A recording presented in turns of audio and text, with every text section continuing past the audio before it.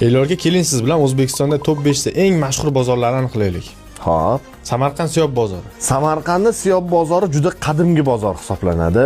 Ayniqsa atrofidagi qadimiy me'morchiliklar bilan ajralib turadi. Bozorning ichi ham juda koloritli. Ichkariga kirsa odam почти o'zimiz odamlar ko'rmaysa, hamma yoqda turist, bozor juda ham zo'r. Men Siyob bozoriga 3-o'rinni bergan bo'lardim.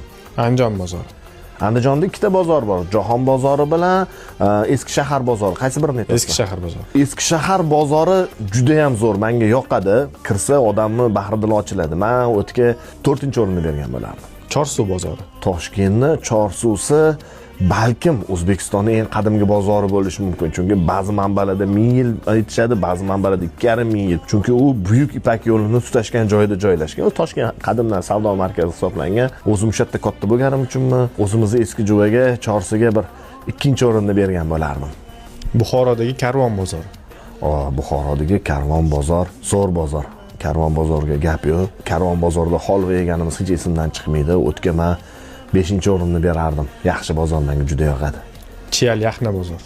Ana bu chempion. Chiyalning bozori juda ko'p qo'lyozmalarda kelgan. Haligacha ham eng mashhur o'sha vohani bozorlaridan hisoblanadi. Men 1-o'rinni bergan bo'lardim. Chunki Chiyali bozorga kirgan odam adashib qoladi. Haligacha ham mana 12-13 asrlarda yurganga o'xshaysan tussang.